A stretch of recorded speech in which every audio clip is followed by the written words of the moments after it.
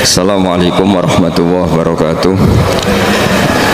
Bismillahirrahmanirrahim. Nahmaduka ya ghafuru ya syakuru. Mashalli wa sallim barik ala sayyidina maulana Muhammadin wa ala alihi wa sahbihi asma'in nama ba'du.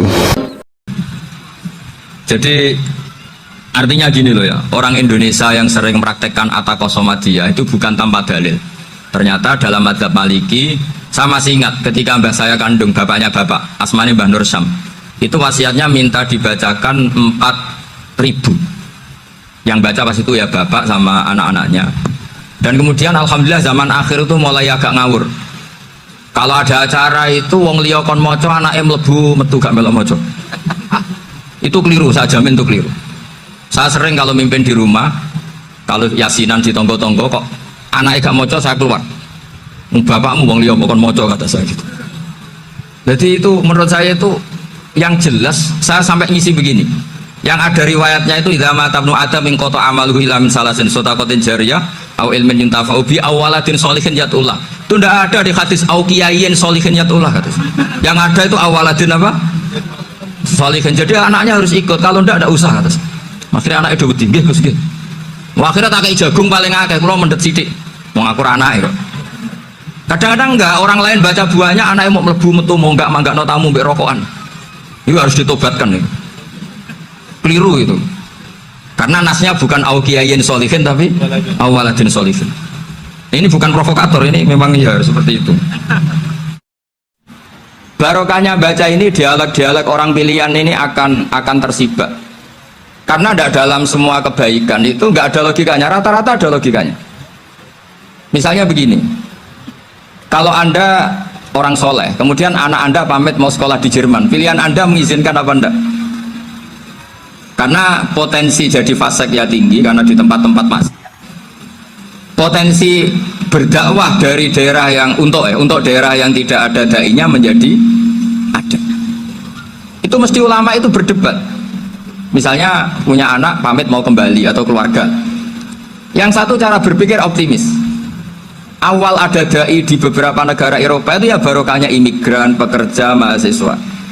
Dan semua itu bumi Allah, harus ada tasbih, harus ada tahmid. Dan itu harus dimulai dari kemauan atau mengizinkan anak asuh kita ke sana. Tapi di sisi yang lain potensi jadi fasik itu tinggi sekali. Wong iman pas-pasan. Nah, hal-hal seperti ini itu pasti jadi perdebatan. Dan kita harus menjawab. Dan tadi kayaknya di semua Basul Masail Pondok Salafiyah jawabnya pede semua, nggak ada ragu, nggak ada khilaf. Baguslah kalau pede. Meskipun nanti mungkin ada ulama lain yang cara berpikir apa? Berbeda. Sehingga ini saya cerita ya. Sehingga di kitab-kitab fikih, misalnya saya kok hidup di Bali sudah punya komunitas ngaji. Itu kok saya pindah ke Sukorejo sini. Banyak ulama yang mengatakan haram. Karena membiarkan bumi Allah yang sudah pernah ada orang yang sujud kemudian ditinggalkan kosong dan kemudian dikuasai orang yang tidak sujud. Jadi dianggap itu pembiaran. Jadi banyak di kitab Qalyubi, sarahnya Mahalli, jika ada seorang muslim yang hidup di negara orang kafir, dia nyaman, tidak dapat teror, itu nggak boleh lagi pindah ke negara Islam yang sehat. Karena takutnya li Allah yastau liyal kafir tilkal buka, supaya bumi itu tidak dikuasai orang kafir. Jadi ini hal-hal yang para fuqaha itu harus berdebat, karena ini masalah-masalah furu'iyah. Sehingga mulai dulu ya banyak ulama yang nyun sewu berpolitik, mulai Wali Songo sampai sekarang alhamdulillah yang minat banyak. Mungkin bedanya ikhlas sama tidaknya. Tapi kalau saya pernah dikeluhin utusan dari ya komunitas Islam Indonesia itu dulu itu ceritanya banyak yang dari Kamboja. Kalau dulu orang cerita itu orang Cempa. Itu setelah di Indonesia besar Wali Songo dan Brawijaya 5 itu sudah mulai oleng. Itu singkat cerita mereka berpikir ingin bikin kerajaan apa? Islam di Demak Mintoro dengan raja pertama yaitu Raden Fatah. Karena Raden Fatah ini putra Brawijaya. Padahal setelah jadi kerajaan ini era cucu sudah konflik, berebut kekuasaan.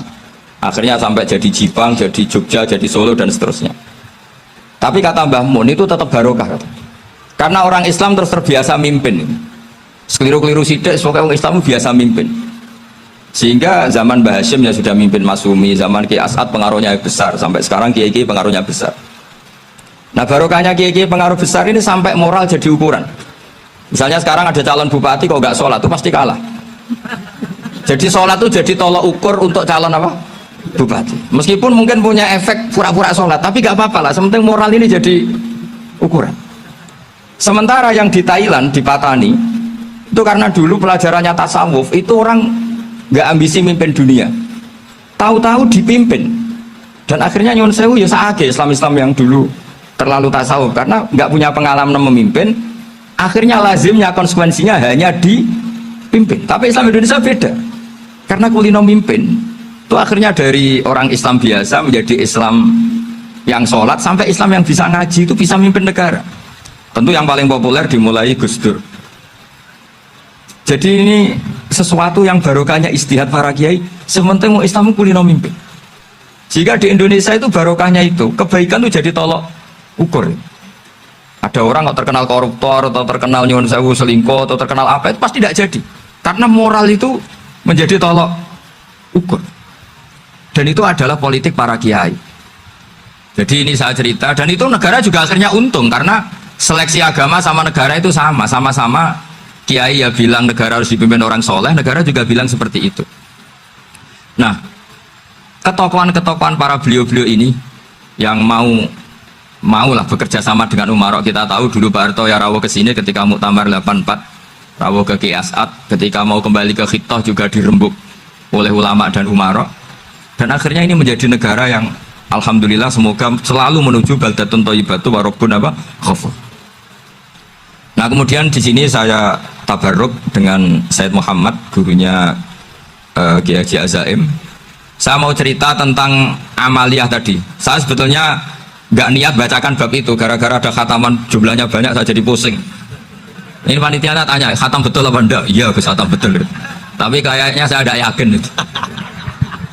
Karena saya ini kan dari pondok tahfidz itu. Biasanya anak khataman ini ya rodok bodoni itu. Wes dibaca buanter sing nyemak yang mendelok pojok etok. Mergo kebanteren. Nah, akhirnya lafat-lafat yang di tengah itu enggak di apa? Baca. Tapi ya semoga dimaafkan Allah lah. Yang jelas itu enggak. Tapi saya mau cerita ya. Jadi cara berpikir Said Muhammad ini nanti juga saya teruskan di Ma'had Ali. Ini saya baca ya. Di antara yang diyakini madhab Malikiyah, ini saya baca saja teksnya. Jadi ada riwayat namanya, kalau Said Muhammad bahasakan itu Ataqoh Somadiyah. Kalau di Indonesia kadang orang bilang Al-Ataqoh Al-Kubro, yaitu dengan membaca surat Ikhlas. Di sini jumlahnya hanya 100 kali, kila 1000 kali. Tadi berapa sih? 700 juta ini sudah susuk banyak ini. Di sini hanya 40, riwayat lagi 100, 1000. Terus sampai tadi berapa? 800 juta. Wah ini sudah susuk ini. Itu anak cucu sampean pasti masuk surga itu kalau bisa. Ini saya baca, ini kitabnya Said Muhammad ini. Suratul Ikhlasi wal Itqu minan nar. Akhrajat Tabrani fil Kabir an Fairuz ad-Dailami wa Ibnu Ukhtin Najasi. Waqad khadaman Nabiyya sallallahu alaihi wasallam. Orang ini jadi khadimnya Nabi. Qala Rasulullah sallallahu alaihi wasallam, man qara'a qul huwallahu ahad mi'ata marratin fi shalat ghairiha katabahu lahu bara'atan minan nar. Ini hanya berapa ini? Mi'ata marrah. Berarti kalau satu orang itu cukup 100. Tadi sudah untuk 7 turunan tadi untuk orang bro. Ya, untuk 7 turunan cukup ya? Untuk 7 turunan. Ya, sudah susuk ini, sudah susuk ini. Aduh, ribet ini. Nah ini tak cari pembenarannya, ini supaya keren. Ini di halaman 188 Abwabul Farad. Warwa Ibrahim bin Muhammad Al-Khiyari fi fawaitihi an Hudzaifah marfu'an. Man qara'a qul huwallahu ahad alfa marratin faqad ishtara nafsahu minallah. Berarti 100, ada riwayat lagi 1000. Nanti tak carikan lagi yang berapa? 1 miliar mungkin. Jangan banyak-banyak. Nah ini saya baca ya. Wa hadzal adadu huwa al-ma'rufu bi ataqatis somadiyah. Wa qad nassa jama'atun mutaakhiril malikiyah ala istihbabi ataqatis somadiyah. Wa haddu ala qiraatiha wa istimaliha. Minhum Asy-Syaikh Abdus Salam Al-Asmar saat terus ini. Jadi kullu haula'i istahabbu ataqatas somadiyah ma'atirafi ba'dihim kal misnawi bi syiddati fi hadisiha. i'timadan ala anna hadza minal fadha'il allati yutasahalu fiha faman sa'a yasta'milaha raja'a husula ma fiha fala ba'sa bidzalik ala syarti alla ya'taqida thubuta dzalika anin nabi sallallahu alaihi wasallam hatta la yaqa fil kitsbi alaihi. Jadi intinya itu silahkan Anda bikin jumlah sesuai versi Anda, yang penting Anda jangan kampanye kalau itu perintah Kanjeng Nabi Muhammad sallallahu alaihi wasallam. Karena kalau kamu atasnamakan Nabi kemudian jumlahnya sampai 800 berapa? 800 juta, berarti Nabi mengajarkan masyaqqah pada umatnya. Jadi cukup yang riwayat itu di sini hanya 100 sama 1000. Jadi kalau jumlah tadi untuk 7 apa? Turunan. Jadi kamu harus ditutup dengan doa, ya Allah, semua itu bukan untuk saya tapi untuk 7 turunan. Tolong catat ya Allah. Karena itu. Jadi artinya gini loh ya, orang Indonesia yang sering mempraktekkan atakosomadiyah itu bukan tanpa dalil. Ternyata dalam madzhab Maliki, saya masih ingat ketika mbah saya kandung, bapaknya bapak, asmane Mbah Nur Syam, itu wasiatnya minta dibacakan 4.000. Yang baca pas itu ya bapak sama anak-anaknya. Dan kemudian alhamdulillah zaman akhir itu mulai agak ngawur. Kalau ada acara itu wong liya kon maca anake mlebu metu gak melok maca. Itu keliru, saya jamin itu keliru. Saya sering kalau mimpin di rumah, kalau yasinan di tonggo-tonggo kok anaknya gak maca, saya keluar. Bapakmu wong liya kon maca kata saya gitu. Jadi itu menurut saya itu yang jelas, saya sampai ngisi begini. Yang ada riwayatnya itu idza mata ibnu adam min qata amaluhu ila min salasin shadaqatin jariyah au ilmin yuntafa'u bi awaladin sholihin yatullah. Itu tidak ada di hadis au kiyayin sholihin yatullah kata. Yang ada itu awaladin apa? Sholihin. Jadi anaknya harus ikut, kalau tidak ada usaha kata. Akhirnya anaknya udah tinggi Gus gitu. Akhirnya tak kei jagung paling akeh, kula mendet sithik. Wong aku anake kok. Kadang-kadang enggak, orang lain baca buahnya anaknya mau mlebu metu mau enggak manggakno tamu mbek rokokan. Itu harus ditobatkan ya. Keliru itu, karena nasnya bukan aukiyayin solihin tapi awaladin solihin. Ini bukan provokator, ini memang ya harus seperti itu. Nah terus tentang tadi la ilaha illallah yang didawuhkan Gus Azaim, la ilaha illallah itu penting sekali, cuma saya mohon itu dielmoni lah. Jadi dulu kalimat ini menjadi spesial karena dielmoni, karena dimulai dari fa'lam annahu la ilaha illallah. Terusannya ayat tuh wastaghfir li dzambika walil mu'minina wal mu'minat. Saya ulang lagi ya. Terusannya ayat tuh wastaghfir li dzambika walil mu'minina wal mu'minat. Makanya menurut mazhab Sadili, kamu disuruh baca la ilaha illallah dulu, jangan istighfar dulu. Saya ulang lagi ya. Dalam mazhab Sadiliyah itu la ilaha illallah dulu, nggak boleh istighfar dulu. Alasannya masuk akal. Orang yang kafir 70 tahun itu sekali baca la ilaha illallah itu langsung yughfar lahum ma qad salaf.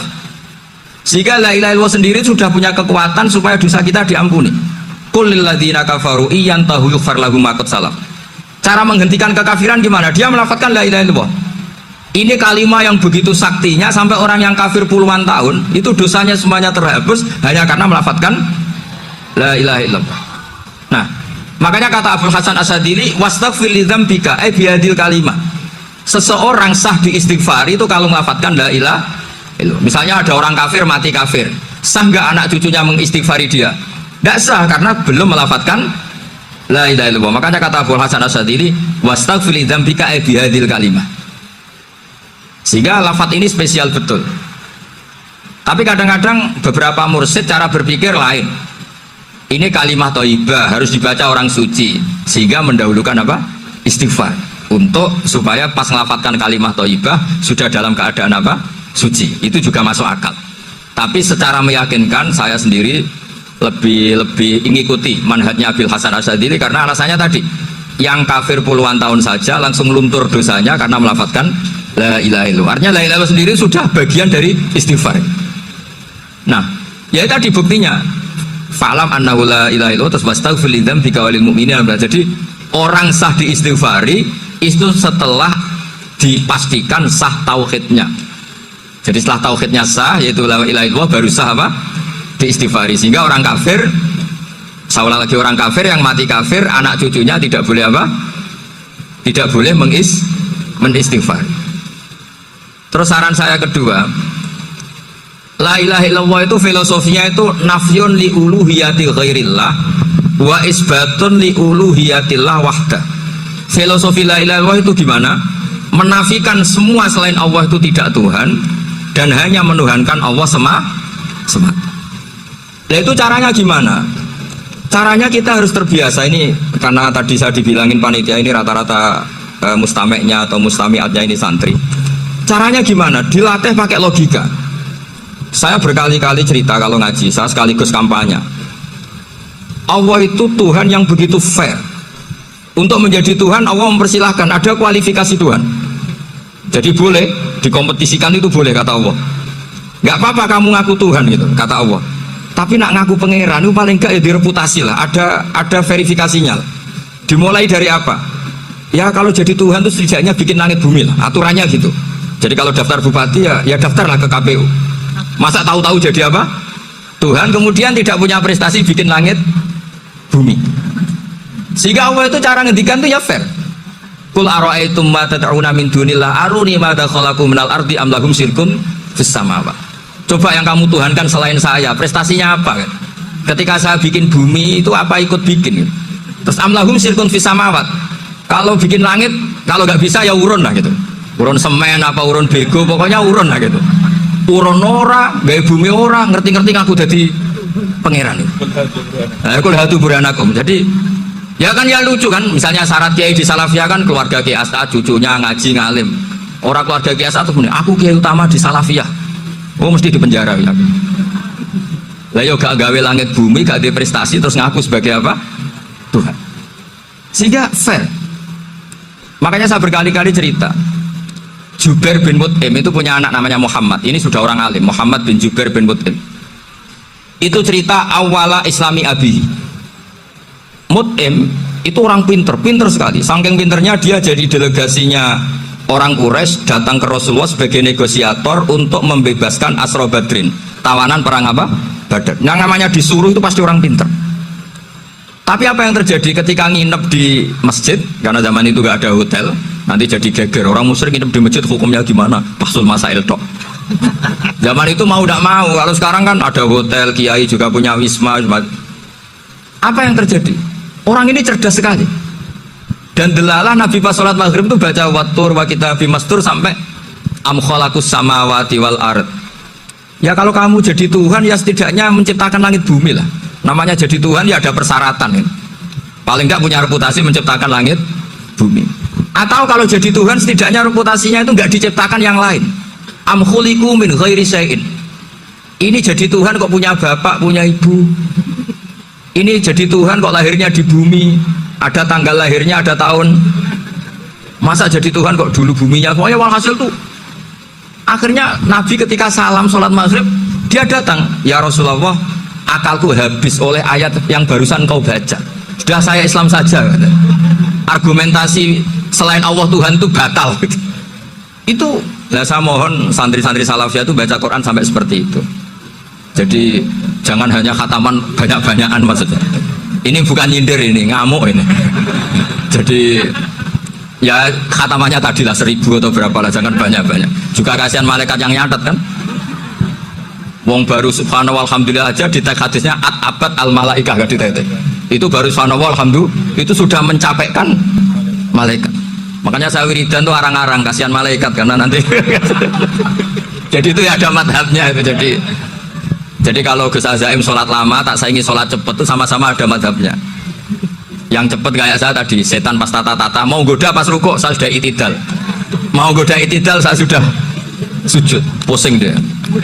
Tapi jangan tiru, ini madhab yang agak-agak khusus lah, sudah cara orang Madura agak khilaf sih. Khilaf ini agak khilaf ini sudah. Tapi saya ingin lah, sampean kalau ngaji Quran itu dilatih berlogika. Jadi Allah itu fair. Nggak apa-apa kalian ngaku Tuhan tuh nggak apa-apa, tapi tunjukkan prestasi kamu apa.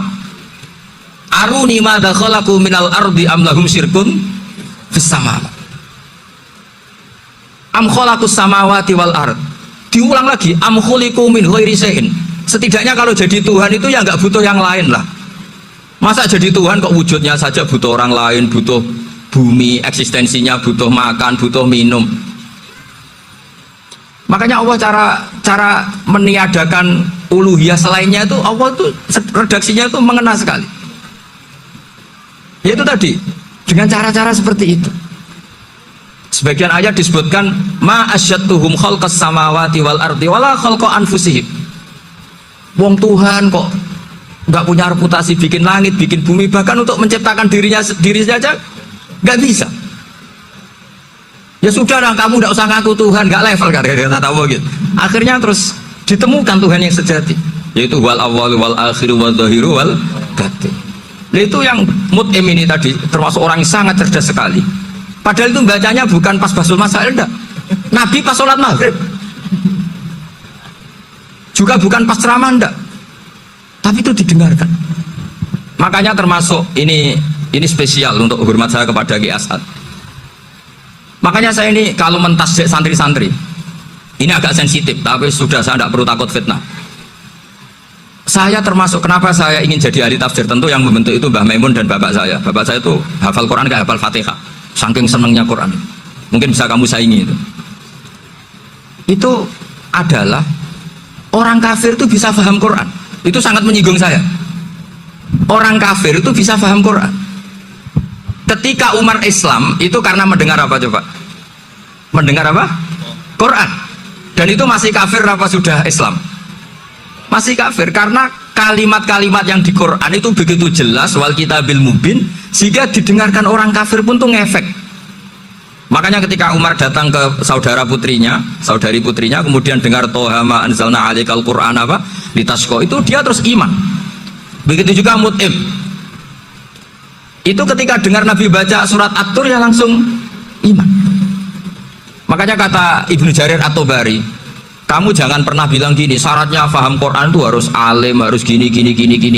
Lah nanti berarti orang kafir punya alasan di depan Allah, ya Allah, engkau ngandani kami dengan Quran yang nggak bisa difahami kecuali alim dulu. Lah saya alim gimana? Nggak pernah mondok gimana? Saya kafir.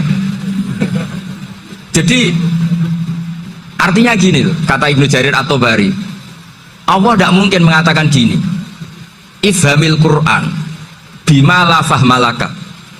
Quran itu harus kamu pahami, sementara orang kafir karena lafadznya Quran khusus nggak bisa memahami. Makanya Quran itu dibaca, itu banyak orang kafir yang menjadi muslim karena mendengar apa? Al-Quran, padahal kafir. Nah termasuk tadi Muhammad bin Jubair bin Mut'im ini itu menjadi Islam ya karena mendengar Quran, padahal dia saat itu masih apa? Kafir. Karena tadi logika misalnya nggak paham secara lafadz Arab. Sekarang misalnya nyuwun sewu ada orang ateis. Saya pernah didatangi seorang ateis yang nggak percaya Tuhan. Saya mau Islam Pak Ba, asal Anda bisa menjelaskan Tuhan itu siapa. Coba Quran dibaca secara makna, tidak secara lafadz tapi secara makna. Begini misalnya, ada orang ateis datang ke saya, Pak Ba, saya mau Islam, asal Anda bisa menjelaskan Tuhan itu siapa. Terus saya tanya, ini ngajak goblok-goblokan apa pinter-pinteran, kata saya. Terus dia jawab, ngajak pinter-pinteran Pak, saya ini doktor katanya. Maksudnya di akademiknya dia doktor, mungkin jurusan matematika atau apa, tapi di ketuhanannya jeblok. Terus tak tanya, kalau ini ada kertas, kamu suka ada rumusnya apa suka ada? Ya suka ada rumusnya. Kenapa ada kertas? Ya karena ada yang bikin. Nah kira-kira berstatus membikin atau membuat itu sesuatunya maujud apa enggak? Ya pasti maujud lah, pasti ada. Ya sudah, anggap Tuhan itu adalah sebab dari semua yang ada. Masa alam yang seperti ini, langit dan bumi ini maujudat, kemudian kamu katakan kholaqohal adam, bahwa alam raya yang maujud ini diciptakan oleh ketiadaan. Ya juga, berarti Tuhan itu ya? Ya itu yang namanya Tuhan. Lah mulai dulu kiai-kiai ngomong gitu kan saya Islam katanya. Jadi kiai-kiai itu kadang-kadang kalau dakwah pokoknya KBU digawe Tuhan. Beda dengan dakwahnya orang-orang mantek. Orang-orang mantek itu kan nggak pernah nyebut Allah. Ini alam khawadis, la budda min muhdis. Meskipun mereka, lah muhdis ini menurut Islam namanya Allah, tapi sebetulnya kan nggak langsung bilang Allah. Jadi tak kasih tahu, alam raya ini maujud nggak? Ya maujud Pak. Bisa nggak sesuatu yang nggak ada menjadi faktor wujudnya yang ada? Ya nggak bisa, namanya nggak ada itu nggak bisa jadi faktor. Nah itu hebatnya ulama-ulama kita ketika mengenalkan Allah itu siapa? Zat yang wajibil wujud. Jadi kita ini kalah pinter be ulama-ulama dulu. Ya alhamdulillah kalahnya sama ulama dulu. Kalau kalah sama ulama sekarang isen lah. Jadi ulama dulu sudah pinter. Pasti pertanyaan dasar manusia, hadil maujudat itu man khalaqaha? Siapa yang menciptakan? Kalau kamu langsung jawab Allah atau Tuhan, mereka pasti tidak nerima. Ya jawab saja hadil maujudat mesti khalaqaha maujudun. Nah berhubung maujud ini berstatus pencipta harus super. Nah super ini oleh ulama disebut wajibul wujud atau musabbibul asbab yang oleh Islam dinamai Allah. Tapi kita langsung ngomong Allah mesti aja bingungkan kan bagi yang bingung maksudnya. Ya saya mohonlah kalimat-kalimat la ilaha illallah itu diamatilah, diresapi sampai seperti penjelasan saya ini sehingga punya kualitas ilmu. Karena syaratnya memang fa'lam, harus punya kualitas apa? Ilmu itu apa? Ma'rifatus syai' ala ma huwa alaih. Mengenal sesuatu sesuai detail-detail sifatnya sesuatu itu. Misalnya kalau Allah sudah jadi Tuhan, ya harusnya qabla kulli syai'. Masa Tuhan sama yang dituhani wujudnya dulu yang dituhani? Ditemukanlah sifat awal atau qadim. Makanya benar Gus Azaim tadi kalau sudah bertauhid harus hafal akidah berapa khamsin. Dimulai apa? Wujud. Kenapa harus dikatakan wujud? Karena alam raya ini kadung maujudat. Hadhil alam maujudun. Masa maujudun khalaqahul adam? Masa maujudat khalaqahul adam? Nah itu yang disebut am khuliqu min ghairi syai'in am humul khaliqun. Jadi saya mohon semohon-mohonnya cobalah tradisi-tradisi lihat baru ayat ini dihidupkan lagi sehingga kita baca Quran itu sekaligus menjadi orang yang sangat argumentatif. Karena Quran adalah qul falillahil hujjatul balighah. Dilatih. Jangan bosan dilatih. Makanya kalau saya baca ayat-ayat seperti itu cek fair Allah itu. Fair betul. Enggak apa-apa saya punya pesaing nggak tahu Allah, tapi yang imbang dong. Pas aku gawe langit ya bantulah. Atau ada langit tandingan lah kira-kira gitu. Kalau saya bikin bumi ya ada bumi. Nah misalnya sekarang orang Cina bikin matahari, materinya dari mana coba? Dari yang sudah ada sekarang kan? Tetap saja agak ikut bikin kan? Tapi kalau Allah bikin langit bumi minal adam minal wujud. Kalau mereka paling rekayasa yang sudah wujud di otak-atik. Nah harus sampai seperti itu. Sampai kata Gus Azim kul hatu apa? Burhanakum tadi. Jadi ini cara-cara kita untuk menguatkan iman. Aruni madza khalaqu minal ardi am lahum syirkun fis samawati. Terus kata Allah, itu nih kita bimin qabli hadza au asaratim min ilmin. Kalau kamu nggak setuju teori ini kata Allah, cari kitab suci versi Anda. Aturan jadi Tuhan itu apa coba? Ya tetap saja semua kitab suci akan mengatakan di mana-mana Tuhan itu pencipta langit dan bumi. Jangan yang lahir di bumi jadi Tuhan. Jangan Lata Uzza jadi Tuhan. Jangan karena sakti jadi Tuhan. Nah ini di sini pentingnya ilmu balaghah, ilmu mantek yang alhamdulillah di pondok-pondok kita masih diajari. Makanya kata mantek sebetulnya ilmu akal hanya menemukan hadil maujudat khalaqaha maujudun. Nah yang wujud ini siapa? Ya wajibul wujud. Nah kemudian Islam menamai ini Allah Subhanahu wa ta'ala. Makanya ulama dulu itu kalau ngedikan Allah itu siapa? Zat sing wajibul wujud. Itu filosofinya luar biasa. Karena dengan seperti ini bisa menafikan teori ateisme bahwa alam raya ini diciptakan oleh ketiadaan. Makanya saya bilang tadi ngajak goblok-goblokan apa pinter-pinteran gitu. Lah nek ngajak goblok-goblokan yang ini hadhil maujudat khalaqahal adam. Terus kita goblok bareng. Loh iya kan barang maujud diciptakan yang tidak maujud. Wong ora wujud kok mempengaruhi sing wujud. Ya monggo nak goblok bareng katanya. Akhirnya kok Gus, saya ini dokter masa kamu ajak goblok? Ya sudah pinter saja kata saya. Alhamdulillah karena debat kecil ini dia menjadi nyaman lagi dengan apa? Islam. Memang saya tentu nggak bisa disalahkan doktoralnya karena di ilmu yang selain apa? Teologi gitu. Tapi kan polanya dia pasti pinter. Makanya ini sekaligus mengingatkan anak-anak lah. Kecakapan menjelaskan itu harus dilatih karena diantara kelebihannya Quran itu wal kitabil apa? Mubin, yaitu kitab yang punya kemampuan menjelaskan. Tetap ada dawai Allah sing hubungannya dengan makhluk. Itu di kelasnya kelas fadhil, keutamaan yang biasa. Ada ayat-ayatnya Allah yang tentang dirinya sendiri, yaitu yang tidak tertandingi. Ya kayak ayat kursi. Ayat kursi itu kan ayat di situ Allah menerangkan dirinya sendiri. Misalnya Allahu la ilaha illa huwal hayyul qayyum. Itu kan Allah menerangkan tentang dirinya sendiri, tentu spesial. Gitu ayat-ayat sing meskipun ya tetap spesial jenenge dawuh Allah tetap spesial. Tapi ada ayat-ayat yang tentang kita. Misalnya ayat fankihu ma tobalakum minan nisa masna. Ayat-ayat seperti ini kan nggak mungkin setingkat.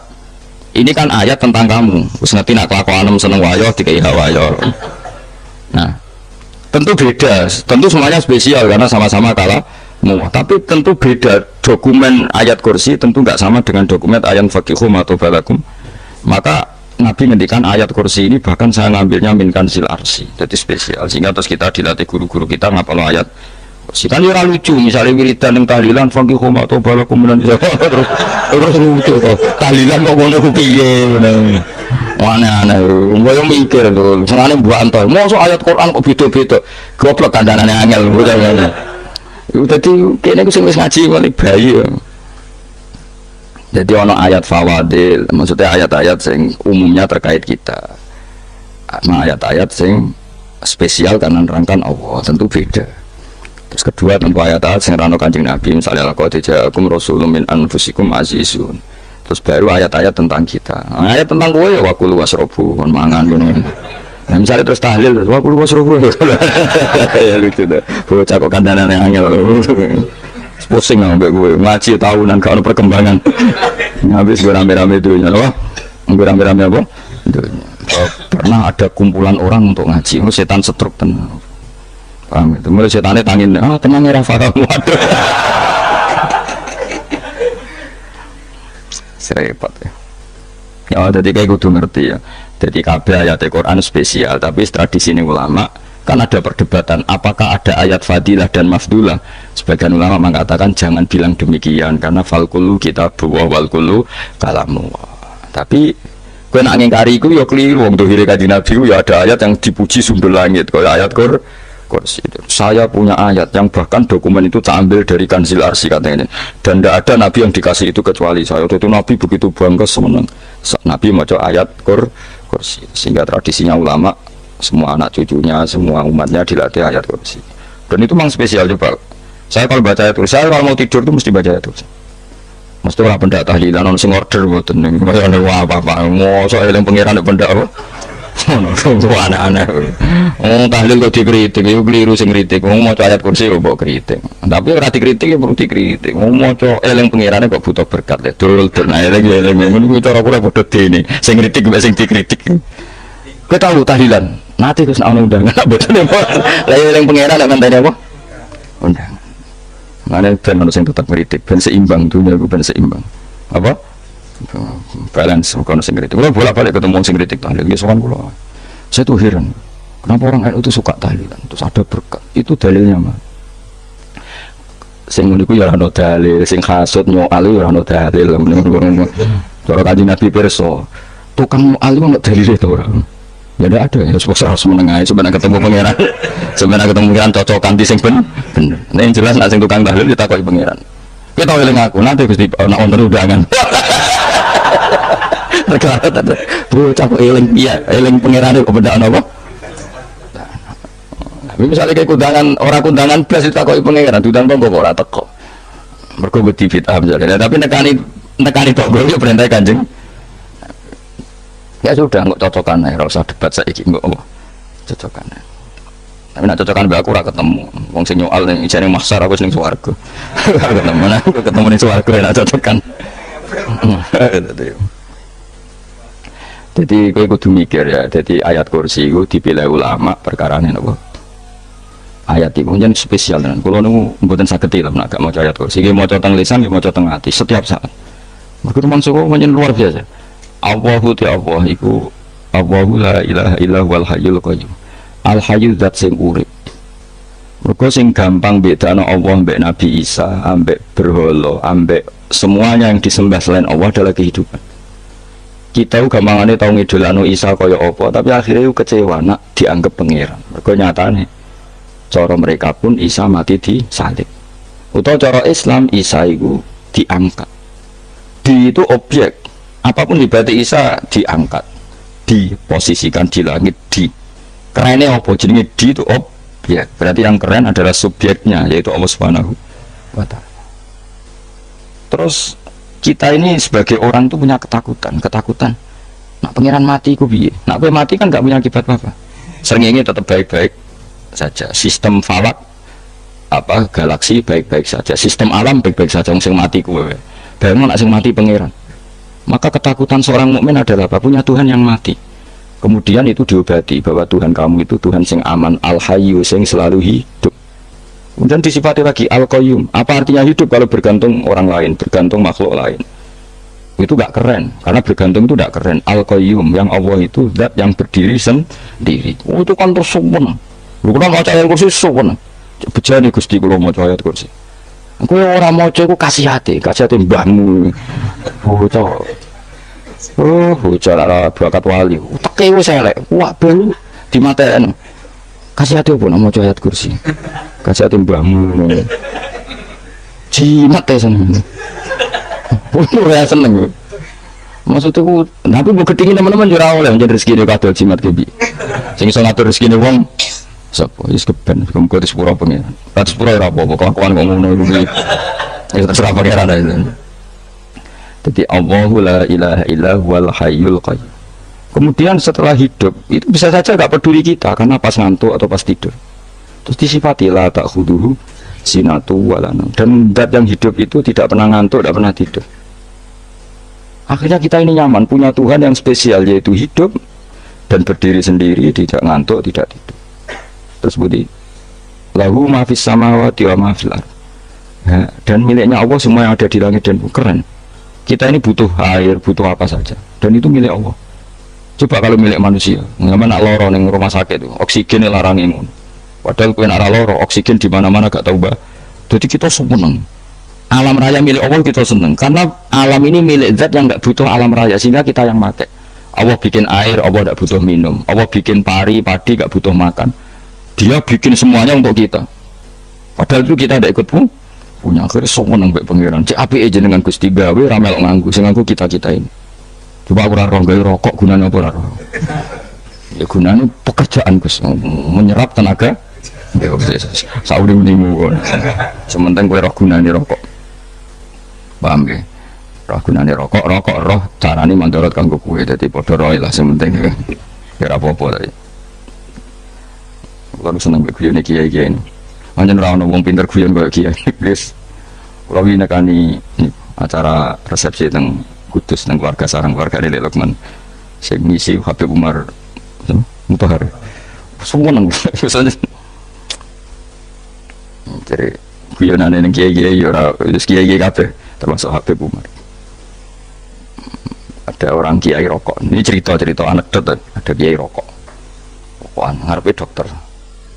Pak Yai, kalau rokok terus nanti kalau mati gimana? Gampang, saya bawa korek. Sing kiai dhewe maksudnya iku nek rokok terus mari mati. Ya ini yang ngerti maksudnya dokter ngono. Tenang dok, saya masih bawa korek.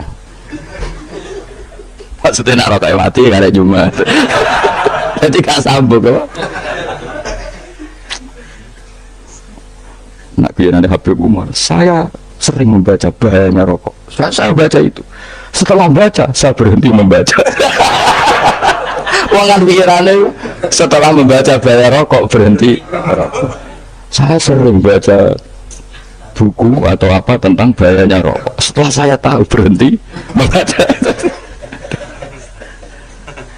Semua spesial. Orang seneng kulon itu bisa nikmati, seneng putune Rasulullah, seneng guyon. Jadi seneng itu gak kudu mewah, memang. Tapi seneng tadi di atas malah kesel. Wah, jadi kalau nang di grup kata, kayak sing seneng guyon, sing sering. Mereka kalau khawatir saya umat ini punya kenikmatan lewat jalur maksiat. Kan kalau seneng, kayak seneng guyon, bukan seneng papanya. Umat ini punya kesenangan yang tidak maksiat, itu saja. Ya tentu ada kiai-kiai yang milihnya ada guyon supaya orang nggak uraan ya bagus. Wah sementing ikhlas, syaratnya kabeh sementing ikhlas sudah ikhlas. Ya aku tuh spesial ikhlasmu, ikhlas biasa lah, kelas-kelas steril lah sementing apa. Saya sering baca bahayanya orang rokok. Setelah saya tahu bahayanya, maka saya berhenti baca. Wong kaget kabeh. Mereka pikirannya wong mesti berhenti. Ternyata saya sering baca bahayanya orang miskin. Setelah tahu bahayanya, berhenti merasakan kemiskinan. Ya, jadi Saya tahu bahayanya neraka. Setelah tahu bahayanya neraka, maka saya berhenti.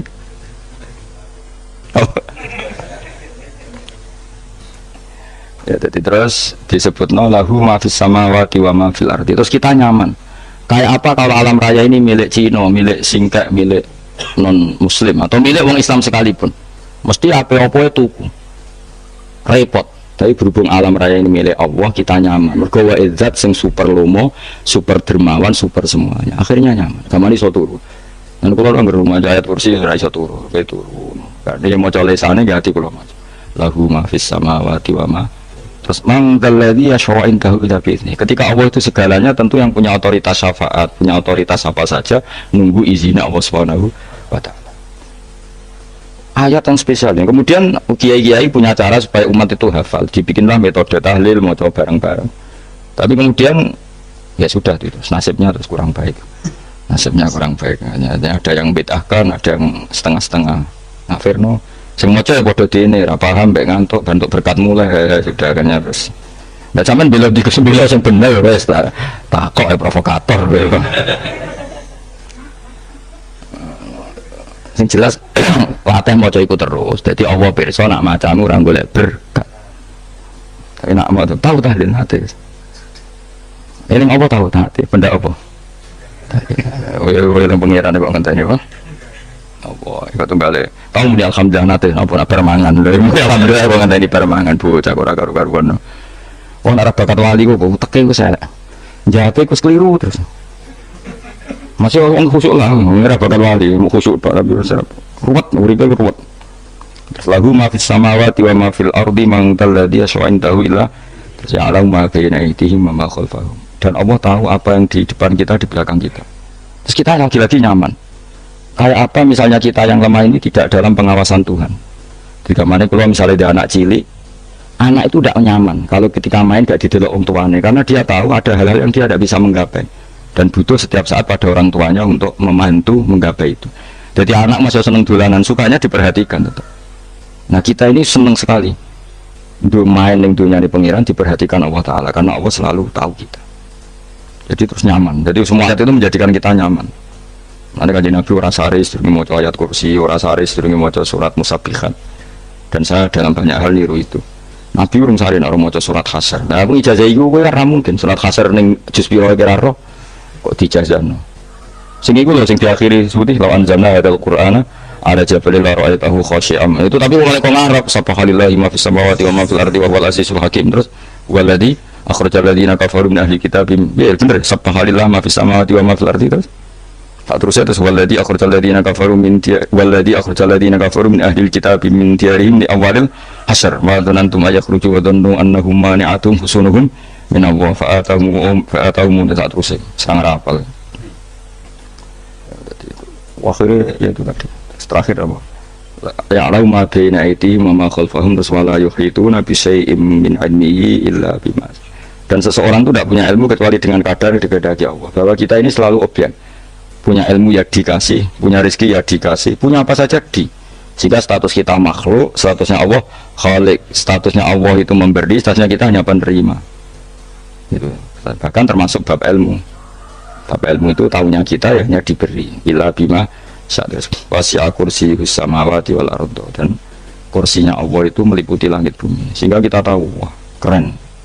Terus wala ya'udu hifdzuma, dan ketika alam raya sebesar ini Allah tidak pernah capek mengurusnya. Ya, sampean tak pasrahi gawe kok ngurmat srengenge, sampean ngurmat listrik omahmu kadang kabel pedot dobe pedot iku apa ngurmat srengenge mulai digawe nganti saiki gak tahu mati, gak tahu bayar. PLN itu kon gawe 0, sekian gak tahu rusak setahun kon jamin kurang ada iso. Allah gawe srengenge mulai Nabi Adam nanti saiki ora tahu bengkelno. Ya gak tahu mikir ngono, jan rawali. Lah srengenge misalnya error terus pangeran ngumumno, laren sik 3 bulan lagi ditotok. Ya repot betul. Ngono kok ora tahu mikir bocah kok. Malu tek sing anut wali-wali itu teke waras. Menduwe ora di dhuwit sumpuk di dhuwit seneng wis ngono tok pikiran. Ora tau kagum mbek srengenge, ora tau bengkel, ora tau. Mergo mau ora bakat wali. Teke wis innalillahi wa inna ilaihi raji'un. Ngono kok urip wong ngono. Habis ben urip banyak wae apa? Mati rame-rame apa? Itu wong donya nek ora kok ya sepi tenan. Karena wong gawa nasa ilfat ngalor gitu. Ngaji sepeda dibayar gua paham yang mulai apa yang mulai gua takut ibu cuy barang mau ngaji mau Gus Pak nerang ngopo delok rekaman iki atek dong tapi aku lebih seneng ngono timbang kowe nyimpulno malah tambah keliru kabeh kulo nu paling asline paling ra cocok ngaji disimpulno uteke beda kok nyimpulno terus piye tapi dilarang piye niate ya seneng tapi didukung mesti keliru wong nyimpulno keliru mergo mesti nganggo uteke dhewe isben kok nunggu rame-rame apa? Duh. Kulo kadang mikir ya Allah. Lah saiki PLN ngurus listrik sa Indonesia iku dibagi-bagi per wilayah. Jogja tok kok Bantul tok iku bengkel. Apa nggih srengenge iku langsung bener terus. Nek wong bosan dikei bengi ben ra ketemu srengenge digenti bulan nek enak. Kok bosan matahari, bosan rembulan ana mendung wis turu. Diamuk bojo lah laudan selali. Era itu segampang itu ngatur dunia itu segampang itu, paham ya? Jadi semuanya nak pokoknya urip itu semuanya nak, soalnya kafe kanut pangeran semuanya. Walau ya itu hifz rumah, wahwal adil dan terus turu. Semua gusti kalau tak tilam setengahnya baik-baik saja. Sopan nggak pangeran. Lah mau congone kok ngenteni kundangan, kok kan dadi wali kuwi. Nah sing rapal ayat kursi terus ngritik, ora hafal. Bid'ah kan, wis apal lose, wis darah di bitalas penting ke kapal ayat kursi sik. Apal? Enggak. Ya kayak apal sih terus lagi bid'ah ora apa-apa. Dadi mergo ngono. Kaya kula misalnya bid'ah aku rada bener, mergo ora tahlilan lah yo maca. Kula bingung ngadepi jenengan belondi padha ora jelas sih. Yo ayat kursi ku waca. Nah, tentu ayat yang seperti ini kan enggak mungkin kualitasnya setingkat nyuwun sewu ayat wa kulu wasrobu. Makanya banyak ulama sampean delok teng ngene itkon teng kitab-kitab tetap ada ayat sing spesial, ada ayat sing spesial tapi tentu nggak sekelasnya. Jangan kamu katakan atas bawah nanti suul adab kalah muwah, tapi tentu spesialnya ayat kursi itu tentu super karena menerangkan Allah sendiri. Sementara beberapa ayat menerangkan hak kita sebagai manusia, misalnya wakulu wasroku, tentu kualitas fadilnya beda. Tapi jangan katakan klasmen, jangan, karena kurang sopan dengan kalah muwah, tapi tetap beda. Makanya Nabi ngendikan ayat 3 apa loco ngape turu waca di mana-mana waca. Oh, Nabi begitu bangga dengan ayat kursi. Akhirnya kena bakul ditulis di do. Paham apa? Ditulis di do. Baru kayak didol ya akeh hikmahnya akhirnya dipasang ning ruang tamu. Akhirnya ketara iki wong Islam bera Islam baru kayak ayat kursi. Senang supaya berpikir positif bae. Wah berarti si rumah Islam bukti nopo ono ayat kursi ini. Lho kula beberapa kali diselametno ayat kursi. Kula nak ning perjalanan marung. Itu kadang yang merasa nyaman mergo ning warungnya ono ayat. Wah berarti Islami lah. Ora kuwatir iki ono daging celeng, tetep nulung. Ya ini jujur kan kula niku tetep asubiah artinya nak ning perjalanan sing gak jelas lor kidule ora daerah kok marung ono ayat kursi. Paling ndak kan orang ini punya etika kira-kira ora bakal apa? Jualan daging babi lah misalnya. Ya tetep bantu lah tetep. Pemenang terus tiga inggon sholat. Jangan-jangan sing dulu misalnya mbok sholat ora ya apa. Ya aja suudon ngono wis anggap ae mosok masang ayat kursi kok. Ya sih gitu. Kan lumayan ada perangkat yang itu. Akhirnya bakule payu ayat kursi ini sing di omah ya payu promosine iki Islami, sing blonjo ya nyaman wis padha enake lah. Ayat kursi ini sing ngenes kok tinggu. Ya tapi ndak lah. Nah niate ngono ya tapi ayat kursi tetap mulia dengan dirinya sendiri. Kan semua tenan baca ayat kursi ya Allah. Ya tadi kekhawatiran kita punya Tuhan yang tidak sempurna itu terjawab bahwa Tuhan kita super sempurna. Jadi kalau bayangkan grepe turu jen seneng. Senengnya wow Gusti nak kula turu iku langit bumi gak masalah. Bayangkan nak pangeran sing turu, sistem Tuhan hancur. Makanya syaratnya jadi Tuhan tak khudu sinatu walan. Padahal kita menyaksikan Nabi Isa turu. Beberapa yang dituhankan selain Allah turu ngantuk. Bayangno misalnya kowe pas donga sing mbok dongani turu. Nah, kan kacau. Makanya Allah mensifati dirinya dan itu memang fakta la ta'khuduhu sinatu walanam. Allah ora tau ngantuk, ya boten ate. Akhirnya sewenang kita sewenang banget bae pangeran. Dengan sifat-sifat seperti itu. Akhirnya raditu billahi napa rabba wa bil islami dina. Raditu billahi napa rabba wa bil islami dina. Raditu ridho ingsun billahi kana rabban sebagai pangeran. Aku ridho banget, seneng banget Allah sing dadi pangeran. Muga mau pangeran liyane Allah yo kacau tenan. Nanti pangeran terus turu. terus ngantuk, nak ramangan lemes kan pusing. Apapun hebatnya Nabi Isa misalnya pengiran ya pusing. Kadang pas sare, dungani tenan juga pas apa? Sare ribet. Tapi kita di pengiran sing la tak khuduhu sinatu wala bil islami dinan.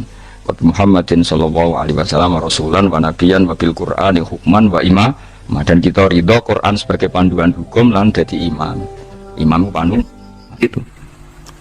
Mulane kula nang jamak takdim ku angger kira-kira wis setengah pitu kita jamak nak pas lunga. Ya sering jamak kalau beteng-teng, tapi niki dereng isa. Ya pokoke cara aku wis ngisa, cara aku ora kudu kok. Wis pokoke cara aku wis isa. Ya sebab kalau jadid malah. Makanya dulu ada seorang ulama berdebat. Sing sitok setuju waktu maghrib niku ngenteni entek mega napa abang. Ana sing debatnya masuk akal ngeten. Niki sama-sama ulama bapak mbek anak. Padha ngalime ya padha sepuh ya padha sepuh. Ulama ini malah aneh, carane nentang itu dekne cara dekne waktu maghrib nganti kira-kira setengah pitu nganti jam pitu. Engkok lagi waktu isya jam pitu seperempat. Pokoknya dekne mau adaran waktu maghrib cepet mau. Jadi alasannya masuk akal. Pangeran itu nak gawe biasanya nak kembarannya, jadi nak tandingannya, jadi lucu ulama kok jadi ulama ya kadang ya lucu. Sampai nak sholat subuh jam berapa? 4:30 kan, anggap aja 4:30. Berarti subuh nganti meletak srengenge ada waktu 1 jam setengah. Ada waktu pinten? 1 jam setengah. Lah saiki maghrib iku wis surup. Nggih, maghrib napa surup. Kudune maghrib ku di padanan subuh ana wektu 1 jam setengah. Nah, mereka tidak setuju. Entah emek gua abang tenan dia naik 1 jam setengah. Malah dia nak santrine adzan jam itu ngamuk. Cong paling cepat 7:30. Perkara dia cara berpikir maghrib di padano subuh. Yaitu qoblatul isyamsi ana waktu 1 jam setengah jatahe subuh. Kudune ba'da ghurubi syamsi. Ya ana 1 jam setengah jatahe maghrib. Jadi akhirnya santrine nak adzan di 7:30. Nak jam itu damuk tenan. Nak malah dawilah wali 6:15 wis isa. Perkarane lah iku ulama. Ya semelane ya semacam-macam ulama iku macam-macam. Ya sing anut sing umum sing penting ora ruwet. Ya tapi wau as-shalat khairun maudhu'un, asal salat itu mesti napa apik. Ya asal salat itu mesti napa apik. Soal kaifiyah macam-macam. Nah, sing terakhir sing masalah kaifiyah yang enggak diterima. Apakah boleh witir hanya 1 rakaat? Jawabnya Imam Syafi'i, na'am boleh witir hanya 1 rakaat. Terus kalau bapak barisa seringnya witir namun 1 rakaat. Ya ora ono ndase, ora ono gurine 1 rakaat fakot. Iku witir sejati, paham? Witir napa sejati. Wah, mergo ora nganggo 3 rakaat yang 2 kan masalah kan? Ono nyicil napa? Nyicil napa? Witir. Jadi kalau tak akaligus kenapa nak witir sitok? Lah aku nganggo witir model piye wae ketoke ora sejati kok. Witir napa sitok? Lha iku Sayyidina Utsman ku sak urip-uripe sahabat terkenal. Niku mboten nate witir luwih kok sitok iki saro kathon. Tapi aja takok sing diwaca Quran khatam. Lah dadi sak rakaat tapi diwaca Quran apa? Khatam. Dadi autara bi rakaatin khatama fihal Quran. Dadi sak rakaat tapi khatam Quran. Iku sinten Sayyidina sinten Utsman. Alasan Imam Syafi'i Nabi tau witir nganggo 3 rakaat. Dari Imam Syafi'i itu gak mungkin sing witir tetep sing guri sitok. Mergo sing loro tetep sholatun mustaqillatun, sholat sing sendiri. Mulane mulai sakniki sampean nak mulai solu sunatan minal witri rakaataini jami'ah wis pokoke sholatu jami'ah ya la haula wala quwata illa billah. Lah kok nak imame sholli sunatan minal witri rakaataini wis muni sak muni-muni mumam wis pokoke aku saiki sholat. Karena aneh secara fikih aneh bagaimana mungkin sholat yang sudah disalami ya punya status kan? Sholat saya gantung sholat setelahnya. Lalu gunanya salam menutup itu apa? Masa assalamualaikum sementara Gusti ini masih ada. Wes disalami mau kayak ngentut ya sholat sah, mau auratnya kebuka ya sah, mereka wes paham ya? Jadi sholat itu ora iso. Jadi mulanya jadi kontroversi. Tapi ya apik bantah-bantahan sholat ya apik, bantah-bantahan barang apik. Jadi bangke bantah-bantahan iki ayundi malah perkara kan, malah mari fitnah. Ya ada bantah-bantahan perkara napa? Sholat. Jadi ulama iki macam-macam. Jadi sing terakhir kula terangno tentang filosofi sholat. Di kula suwun sing ngaji kula sing seneng kula senajan to donga iftitah mboten wajib. Tapi nanti kesempatan kedah diwaca karena ndak ada riwayat yang mengatakan ulama pernah meninggalkan itu. Senajan to sak kadar. terutama pas napa inna sholati wa nusuki wa mahyaya wa mamati lillahi rabbil alamin. Terus salatku, ibadahku, matiku, uripku namung kersane Allah utawa namung kangge Allah. Karena ini menjadi filosofi sing dadekno salat mari ahli jannah. Jadi kita nak salat mesti ahli jannah. Wong qad aflah, teman-teman bejo wis mesti bejane. Sampeyan ora usah wedi suul khotimah. Niku waswase setan. Mboten enten suul khotimah. Setan niku wis keliru, semua meden-meden itu. Nah, setan percaya suul khotimah ikon gawe suul khotimah. Mulane kula anggere wedi suul khotimah ngomongan kula setan. Tan setan nak pancen aku mbok meden-medeni suul khotimah yo gawe wae aku ben suul khotimah. Aja meden-medeni tok. Den kowe ketok dadi pangeran. Kowe dhewe ora siap dadi pangeran. Ya ora pangeran kok meden-medeni aku. Jadi setan memang harus dididik, kudu diancam, paham ya? Mulane kula ono kiai pemuja setan, kula ora seneng setan godane ngene kiai ra mesti selamat, wong top-top ra mesti selamat. Itu namanya memuji setan karena dia nganggap setan itu luar biasa. Setan kudu mbok prekno, mbok anggap gagal. Tahan setan cek goblok, mengke meden-medeni aku suul khotimah aku tetap salat. Berarti kowe gagal. Kalau dene nek kowe kepengin menungso sesat kabeh ya sesatno wae, ora usah meden-medeni jare kowe kondang kok trimo mok. Ngono-ngono tok ae. Bedanya ya roh tingkat kegagalannya, paham ya? Jadi setan harus dididik bahwa dia juga sering gagal. Setan kan ingin manusia nggak sholat semua kan, zina semua, maling semua. Ternyata kita tidak maling, yang sholat juga banyak. Itu kan berarti tingkat kegagalan ini apa? Setan. Nah kita udah orang dan setan gue sholat puluhan tahun digodoh hilang gantinya goblok gue. Nak wong gue sholat puluhan tahun berarti puluhan tahun dalam kegagalan setan. Wong sholat berarti setannya gagal. Mana kalau mbek setan itu saya kita tambah wani. Ya mletene ngono kon neraka ya kok gelem. Misale dekne hebat kan mboten purun Gusti tak ning swarga mawon. Ternyata dekne mlebu swarga gak iso kan. Lah ya mletene lah ya wong lemah ngono kok mbok endo. Artinya setan kan lemah sekali kan. Lah iku sedekah lazim ketika ngendikan inna kaida syaitani kana napa dhaifa. Sebenarnya setan itu dalam bahasa Quran itu dhaif sekali. Lemah sekali. Tapi kita sering muji. Nggih sering apa? Sering muji darani setan hebat, wong wali, wong alim kadang digodho kena. Ya soal kena cara kena akhir kena ngono wis akeh napa? Akeh mboten napa? Kena. Minimal ngeten lho sampean. Tapi kula nate Gus kepengin tahajud ras tahajud berarti setane menang. Tapi setan ora sekedar kowe kepengin ra tahajud, kepengin kowe kafir. Wong mau kira tahajud tenan iku ya setan isih rugi kok. Tapi kowe jek Islam tapi jek mlebu swarga, kepengin ku nanti apa? Kafir. Jebule kowe ora kafir kan? Mana ulama nak tangi turu gak tahajud, dia nangis. Angger kani gak tahajud nangis. Terus matur mbek pangeran, Gusti kenging napa kula mboten kasil tahajud. Mbek pangeran dingendikani ngene, teng kitab Al-Minanul Kubra karangan Imam Saroni. Kowe ku ulama kok bento. Sing nurokno kowe sapa? Nggih jenengan Gusti. Sing maringi tangi sapa nggih jenengan? Lah wis anggap ae kabeh kersahku, ora kersane setan. Wis bar. Mulane kula mati tahajud keterusan ya tenang mawon kula duwe ilmune, kula duwe ilmune. Kowe ulama kok bento. Sing nurokno kowe sapa nggih jenengan Gusti? Sing nangane sapa nggih jenengan? Lah iya, sak kabeh ku sing ngersakno aku ridho ra wis bar jan. Mulane kena tangi ra tahajud nggih ridho mawon. Apa meneh bedino. Jadi penak berislam tuh gak apa-apa. Berislam tuh gampang. Ya kowe turu sing kersakno sapa nggih jenengan Gusti? Kowe tangi sing kersakno sapa? Lah iku sanggep ae ku kabeh kersakku bar. Paham ya, terus nak wae tahajud ya tahajud, dia kersane pangeran. Rata tahajud ya rata tahajud, dia kabeh kersane apa? Pangeran. Penting boten maksiat mun sae, penting boten apa? Maksiat. Mun jenengan ngandel kula. Inna sholati wa nusuki wa mahyaya. Lah ini sing titik tekane teng wa mahyaya. Nyeten misale. Urip niku kabeh kersane Allah. Carane mikir ngeten ya. Tiang-tiang sing jaduk-jaduk dhisik ya mati, nabi nggih kapundhut, tiang-tiang soleh nggih kapundhut, tiang-tiang dolim nggih kapundhut. Kalau betul mereka ingin menjaga kehidupan, berarti kalau betul mereka kuasa kan tidak kapundhut. Hidup selamanya, nyatane do mati. Berarti urip mati namung kersane Allah. Terus misalnya sampean berpikir, lalu sampeyan nek wis dadi lemah carane tangi piye? Lah ini yang penting kula aturaken teng ngaji mriki.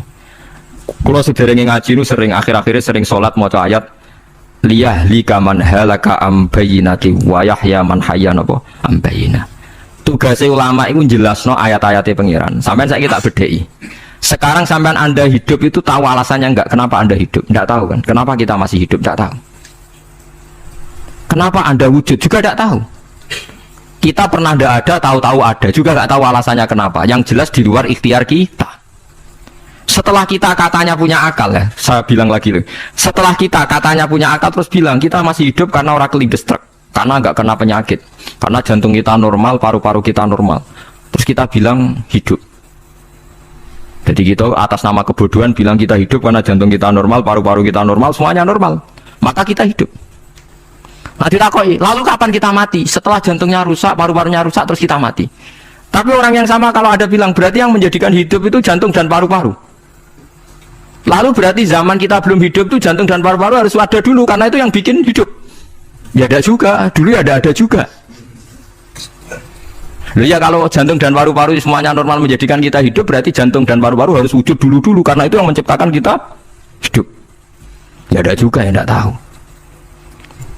Paling-paling nanti statusnya paru-paru jantung hanya dipakai alat Tuhan untuk menjadikan ada kehidupan yang kita kira ada. Padahal sebenarnya kehidupan ini juga enggak ada karena kita tidak tahu. Sing darani urip kok ora roh. Kowe roh maknane urip apa? Ulama kabeh sing alim-alim darani urip apa ora mati ngono tok jawabane. Perkarane ora iso jelasno. Mulane ning Arab al hayat didul mamat sing darani urip iku ora mati. Karena nggak bisa dijelaskan. Coba Anda menjelaskan. Kowe urip iku sebabnya apa? Ada nyawanya. Nyawa itu di mana? Terus dia tempatnya di mana? Oh, tempatnya di jantung ini. Suara iso dijelasno. Nah, ketika hidup Anda tidak bisa Anda jelaskan, kudune sampeyan wayahe tangi sangka kubur juga gak bisa dijelaskan. Karena wujud kita ya datang tanpa diundang dan tanpa ikhtiar kita. Nanti tangi sangka kubur ya orang nganggo ikhtiar sama kan? Sama-sama ada kesimpulan lillahi rabbil alamin. Nah, tapi manusia atas nama akal sawangane hidup ini ada alasannya. Karena kita ditangi ada bapak ibu terus kita jadi wujud. Lucu kan? Hidup ini disebut ada sebabnya. Tapi nanti mati sangka kubur terus tangi meneh dianggap gak punya penyebab. Alasannya sudah dilemah kok. Ono meneh carane piye? Lah zaman kuwi ora ngono. Dadi ono saiki. Carane piye? Makanya kalau suruh balik-balik bilang, jika tangi sangka kubur iku mukhal, berarti wujudnya Nabi Adam dan wujud yang sekarang lebih mukhal karena tanpa sebab. Dia tanpa apa? Sebab. Lho enggak to, aneh Nabi Adam mbek sampean saiki no. Dadi roh gentayangan dhisik kopo cucuk dadi sampean iki. Dadi utang di kasus do demenan. Aneh budi. Aneh wujud yang sekarang karena wujud nanti ning ora-ora masar, wujud dari wujud yang sudah ada. Sementara wujud kita yang sekarang dari tidak ada. Lain mulane pangeran didik napa hal ata alal insani khidum minat dahri lam yakun syai'am mazkura. Manusia itu harus ingat bahwa dia pernah tidak ada. Nah, dari tidak ada ini menjadi ada adalah ayat bahwa wujudnya dia tidak ikhtiarnya dia sendiri. Mulane setan dinyak pangeran. Karo dene kok nyembah setan, ma asyatuhum khalqas samawati wal ardi wala khalqa anfusihim. Wa ma kuntum muttakhidal mudillina aduda. Setan kok mbok dewa-dewakno piye? Apa setan melok gawe langit bumi? Ora. Apa setan gawe awake dhewe? Ora. Umpama setan gawe awake dhewe mesti dekne milah berpenampilan ganteng gerduwo kok elek kabeh, wewe ge elek kabeh. Umpama dekne gawe awake dhewe milih dadi napa? Ganteng. Mulane tiyang sing pun wusul nak roh setan mlebu neraka. Wah, berarti setan ra hebat, mletene ngono jebule milih nggon neraka. Kudune nak hebat kan milih nggon apa? Swarga. Lho niku mun kesane pangeran ego setan dakok neraka nak wong apik dakok swarga. Lah iya terima diatur kok botol ngono ae kan. Artinya jika Anda bilang itu kersane pangeran setan dakok neraka, berarti setan mau koyok botol koyok watu sing ditoto sing duwe. Berarti setan ndak siapa? Sama dengan kita ada siapa? Lam yakun syai'am. Lah nek ora ngerti siapa-siapa terus wusul inna sholati wa nusuki wa mahyaya wa mamati lillahi rabbil alamin. Dadi urip kula mati kula sedanten ikhtiar kula namung kagungane napa? Jenengan. La syarikalah pun mboten enten tiyang sing sinten mawon mboten enten sing ngatur niku. Terus wabila jika umirtu wa ana napa minal muslimin, dan dengan keyakinan niki kita diperintah. Jadi donga iftitah senajan to mboten wajib tapi itu filosofi dalam hidup. Kersane jenengan napa nggih delok dunya pun bar. Urip ya kersane pangeran ya mati kersane pangeran. Mula kadang nggih mikir aku nek mati bar mati jebule gak kiamat-kiamat tak kesuwen cah ngenteni atusan napa tahun misalnya. Anda tidak usah khawatir begitu. Zaman Nabi Adam nganti bapak amak wis saiki 7.000 tahun. Orang protes mbek pangeran, terlambat Gusti saya menyaksikan dunia karena 7.000 tahun yang lalu. Biasanya kan pun tahun pinten 7.000 ya, umur dunia saniki pun pinten. SM itu kalau menurut penanggalan agama itu 5.000 tahun. sebelum Masehi dihitung Nabi Adam itu, soalnya dihitung langit bumi ini 5.000 tahun. Nah saat ini tahun 2000 sekitar 7.000 tahun. Padahal wonten sing ramal lagu umure dunya mau pinten? 7.000 tahun. Jadi enak sing mun diutang-utang mun beres nih mun bar nih mun dianggap bar nih mun muntah nih. Jari ini tuh. Dieling-eling nggih kula suwun senajan to ilmu niki mun lazim diyakini tiyang Islam.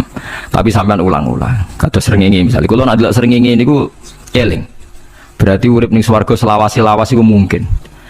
Karena Allah bisa menciptakan benda yang begitu panas tapi punya daya tahan ratusan tahun. Kemudian nak cara discovery ya nak ngitung malah jutaan tahun yang lalu, malah bawa hitungan kontiwa dari dinosaurus 400 juta tahun.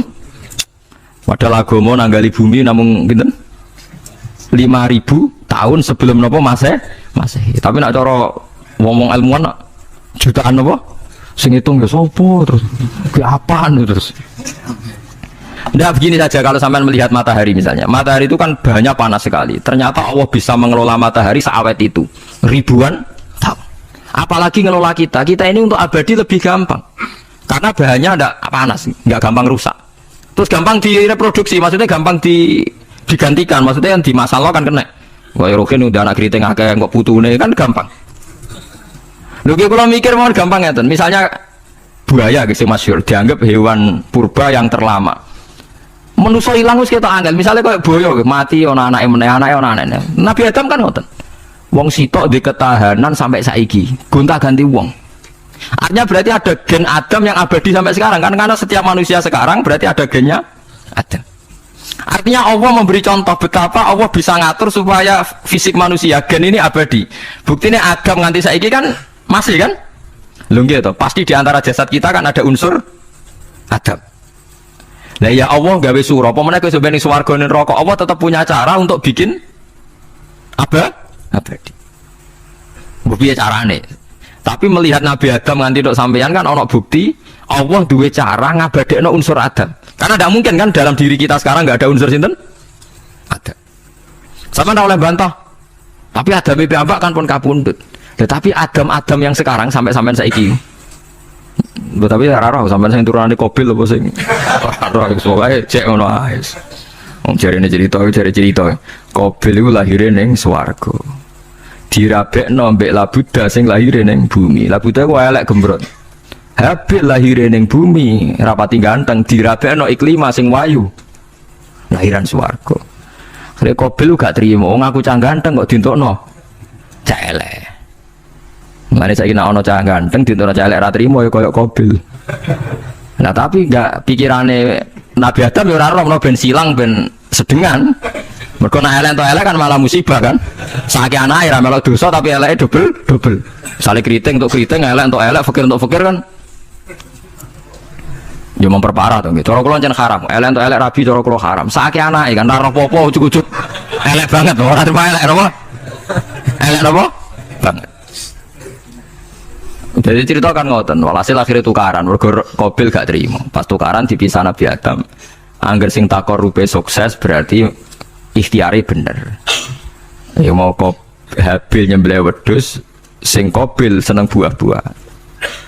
Mulane seneng buah-buah niku rada masalah, dianggap simbole wong-wong sing seneng mapan. Mulane kene Umar ora usah di buah-buahan akeh-akeh, cukup gedang siton, sesuk kates nek siton, ora usah semua buah-buahan wonten. Kowe iku risik kurbane sinten? Qabil. Tapi sing melarat teman-teman yo keliru. Dhisik Habil saleh iku omahe cek penuh daging, paham ya? Perkarane kurbane cek wedhus. Ora pitik, mergo bedigasan pitik niku. Jadi ada sebuah toriko sing ngaramno anak buahe mangan pitik. Perkarane wong ku kelakuane kaya sing dipangan. Ya repot aku tadi. Repot. Ya repot aku terus repot. Pasti ra sing sering mangan welut tak bulet. Ngono berlebihan. Toriko niku napa? Berlebihan biasa mawon. Kula nggih boten fanatik gitu biasa. Tapi kalian kulo rasa seneng mangan, jadi kan unsur hewani saya kan tidak banyak. Kulo rapati seneng nopo mangan. Walhasil akhirnya Qabil korbannya gak diterima, Habil diterima. Terus semenjak itu juga akhirnya walhasil Qabil mateni Habil. Jadi makanya konflik wedoan konflik tertua. Mental membunuh, ya mental Pertama peradaban manusia itu dibangun rebutan wong wedok dan saling membunuh. Nah, orang tukaran kira usah gawa, itu tradisi terlama, tradisi terlama manusia. Mesir kok bentrok podo Islami, Irak, Syria kok bentrok itu tradisi terlama. Demi betulan di ruang itu tukaran, tradisi terlama, biasa. Jadi biasa mawon urip napa biasa.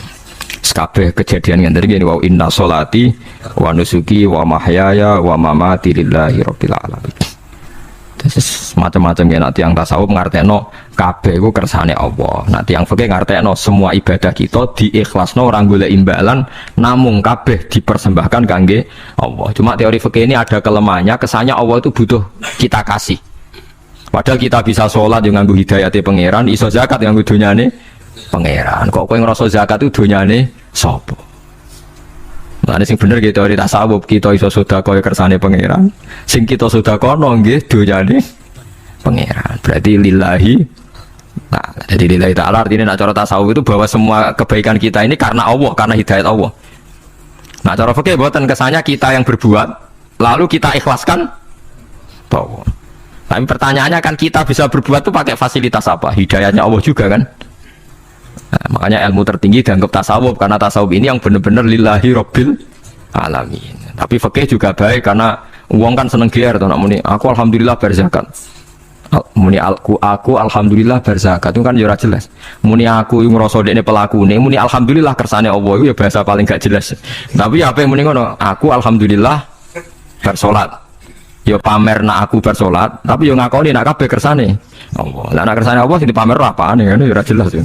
Ya tapi itu apel, kemudian aku alhamdulillah bersolat itu bahasa agak jelas, juga jelas juga bahasa itu, tapi sebenarnya paham ya lengi-lengi. Terus sholat niku ini yang keempat kalau ceritani hikayatu sholatil khosyin. Saya baca di beberapa kitab Sayyidina Umar niku dipanah. Panah niku rak wonten mata pancing. Jadi nak melebu niku ditarik sakit, nggih. Nak ditarik apa? Sakit sekali. Ditarik dokter paling canggih pun sakit. Akhirnya Sayyidina Umar kondo, engkau tarik pas aku sholat. Aku naik sholat itu lali. Tenan pas beliau sholat ditarik gak ubah blas. Ditakok iku jenengan ora krasa blas ora. Mosok aku ning ngarepe pangeran, eling pangeran krasa lara kan dadi aneh. Tapi alhamdulillah kowe krasa, sing aneh ya kowe wong sowan pangeran kok roh ana wong liwat ya roh. Jadi Sayyidina Umar itu khusuke Sayyidina Umar nganti dipanah ditarik wak kangelan loro pesen engko aku tarik pas sholat.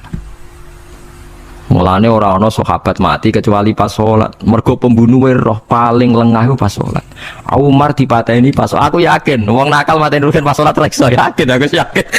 Plengane ngono piye. Semasa sholat tetep siaga dah. Iku sirine kena apa Umar dipateni pas sholat. Kau musuhnya ku ngerti sahabat itu paling lali nak pas sholat. Sayyidina Ali kabudutnya pas sholat. Dan alhamdulillah cerita itu gak ada sekarang karena yang sholat luwes canggih, luwes apa? Canggih. Wah tetap konangan loh. Sholatnya pelengahan dis. Konsentrasi penuh menjaga diri sendiri. Nanti kayak pangeran. Jadi justru itu nunjukno hebatnya Sayyidina Umar. Bos ngerti dalam bahaya tetap sholat. Nah, sekali sholat dia yang pengiran tenanan. Buatan roh blas. Sayyidina Utsman dia pas deres Quran. Bahaya rata-rata ulama dulu begitu. Nah ini masyhur Sayyid Ali Zainal Abidin itu pas dia sholat blandar ceblok sampai bajunya sobek, omah kobong dene roh. Ditulung siapa saja gak tahu ya dia kan asik bae pangeran. Mosok jarene mosok aku pas madhep pangeran eling liyane. Nah, tapi kita serai iso kan bayang do sholat ke kelas nonton itu. Nah kanjeng Nabi Muhammad soft paling gurih niku yasma'u azizu sotri ka azizil mirjal. Nabi nak sholat niku sing gurih niku ngerti dentuman dadane Nabi sang wedine nang pangeran kados banyu sing umum. Karena husya aleh sampai Nabi meh pingsan saking wedine pangeran. Ini disebut taqsa'ir min hujuludul ladina yakhshawna rabbahum. Jadi Allah nazzala ahsanal hadithi kitabam mutasyabiham mathan ya taqsa'irru min hujuludul ladina yakhshawna rabbahum. Makanya potensinya orang-orang soleh itu jarang sholat sunat karena sholat fardu saja butuh energi yang luar biasa. Meh kudu kesemperan. Nah alhamdulillah kita kan sholat biasa saja. Berarti yo qobliyah yo oke, ba'diyah yo oke, salat yo oke, tapi cara dipateni wong ora iso. Ya, tetep roh, tetep apa? Ngono ngrasane krungu. Parah. Salate awake wis parah. Salate riyen para sahabat tuh luar biasa. Sampai wong kafir nak ape nyerang, sampai ana salat khauf itu sampai wong kafir sepakat kok nak nyerang Muhammad niku pas napa? Salat. Sampai akhirnya Allah gawe rukhsah wonten salat khauf. Salat di mana separuh saf njaga musuh. Mergo Nabi nek salat tuh lali. Sahabat nek salat dia lali. Akhirnya gini ku. Dalam sistem keamanan jadi kelemahan sahabat gini ku. Akhirnya Umar salat di depan umum. Lho di depan umum. Kok iso lali kabeh? Mestine nek Umar lali kan makmum ruhin Mustofa eling mboten iki sing saf awal dua niku lali kabeh. Lho nggih imam kok ngarep. Niku Abu Lulu Al-Majusi ku iso liwat yo nganti tok Umar yo slamet. Mun salat kabeh. Nah saya kira iso, aku yakin ora iso. Wah kena sobure siji to sih. Nyak masjid sapa jebot to sih salat omong ya tenang sih. Lha iku wis anggepe barokah pangeran alhamdulillah. Jadi Umar ku teng ngarep, paham ya? Abu Lulu maju. Aman mergo sing salat ra sadar ku kabeh ora kok Umar tok. Lho mau Umar ngoten liyane mboten nak kecekel teng nguri to. Hebat kan. Sidina Ali malah lucu meneh mendeling no ada yang mulai dulu ya ada intelijen namanya Jassas dan itu saya tiru dawuh Sidina Ali Jassas itu ya cara niki mata-mata ya Amirul Mukminin orang Khawarij itu berambisi betul membunuh anda mbok sholat mbok ndak usah sholat jamaah di masjid kita ini menjaga anda di rumah. Sidina Ali jawab hisni ajali jadi masyhur Sidina Ali ngendikan yang menjaga saya itu ajal saya bukan pengawal presiden. Kalau saya mati sekarang, penjaga nggak ada artinya. Begitu juga aku nak rawaye mati. Iku wong niat mati ini aku yura iso. Sepintas ngendikannya ini hanya klis, tapi nak bangen-angen bener.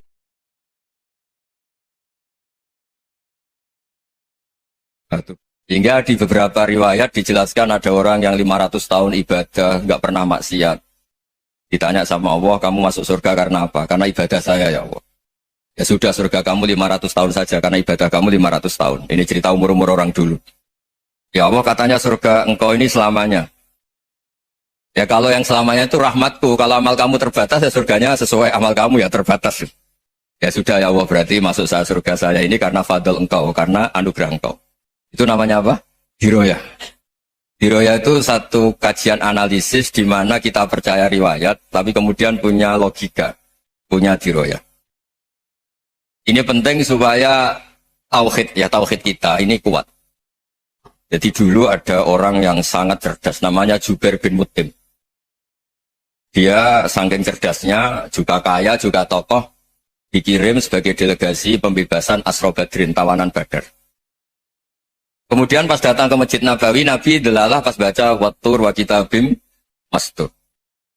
Sampai pada titik Nabi baca Am khuliqu min ghairi syai'in am humul khaliqun.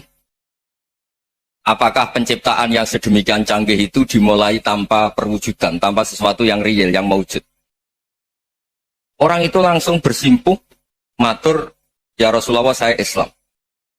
Kada qalbi yatir, hampir hati saya, otak saya, pikiran saya itu terbang. Karena logika yang dibangun ateisme misalnya, kalau alam raya ini dimulai dari nihilisme, berarti logikanya apa? Al-adamu yakhluqu maujudan. Alam raya ini kan maujud, maujud itu ada. Kalau yang lebih dulu itu ketiadaan, berarti ketiadaan menjadi sebab kewujudan. Kalau dalam bahasa Arab itu, al-adamu yakhluqu maujudan. Sesuatu yang harusnya nggak jadi faktor karena ketiadaan, menjadi faktor sesuatu yang nyata. Itu kan nggak masuk akal. Ya, kalau alam raya ini ada al-adam sing yasbiku maujudan, berarti alam raya ini al-adamu yakhluqu maujudan, sesuatu yang tidak ada menciptakan yang ada. Dengan logika itu terus kita ngaji, diajari sama guru-guru kita, sifat dasar Allah itu maujud. Allahu maujudun qadimun.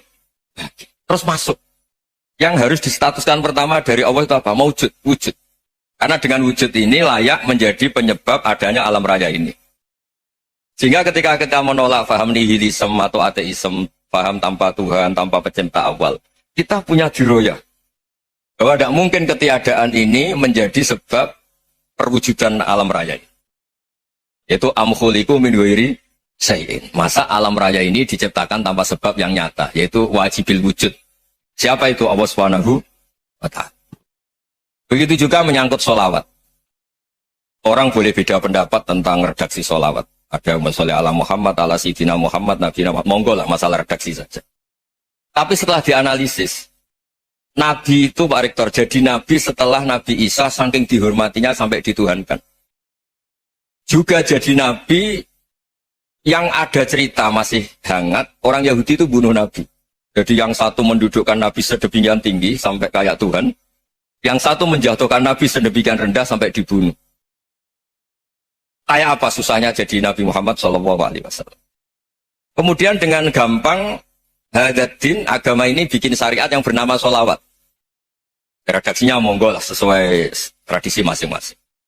Allahumma sholli ala Muhammad, Allahumma sholli ala Sayyidina Muhammad, ala Nabiyina Muhammad, monggo. Tapi yang jelas redaksi ini kalau didiroyah dikaji, Allahumma itu Tuhan, Tuhan itu pemberi.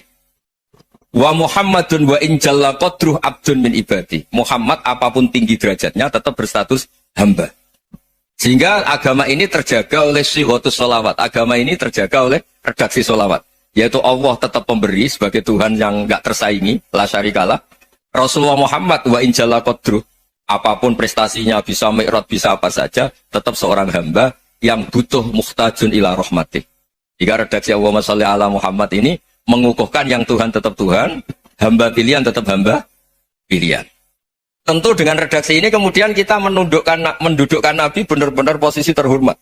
Yaitu orang yang paling berhak dapat askat tahiyat, mendapat penghormatan Allah paling tinggi, yaitu Rasulullah Muhammad SAW. Dan itu diulang-ulang oleh Allah. Subhanalladzi asra bi'abdi. Status hamba ini diulang. Lagi-lagi ini bernama diroyah. Bernama apa? Contoh ketiga misalnya fihi ayatum bayyinatum maqamu Ibrahim. Dulu orang Yahudi itu ada diskusi masif. Syaratnya Nabi itu mbah-mbahnya harus Nabi, harus keturunan Nabi. Kemudian semua Nabi rata-rata di Palestina, di Syam. Lalu Muhammadnya asal-usulnya dari mana? Tahu-tahu orang Arab kok Nabi, padahal orang Arab itu dulu jahiliyah. Alhasil terus diceritakan, bukti Muhammad ini turunan Ibrahim adalah ada jejak kaki Nabi wa Ibrahim di dekat apa? Ka'bah. Fihi ayatum bayyinatum maqamu Ibrahim. Kalau Nabi Ibrahim pernah di Mekah, artinya beliau pernah meninggalkan turunan yang di Mekah. Itu bernama Nabi Muhammadun SAW. Itu disebut fihi ayatum bayyinatum maqamu Ibrahim. Nah itu namanya diroyah. Diroyah itu satu perilaku keseharian kita beragama, kemudian tahu logikanya.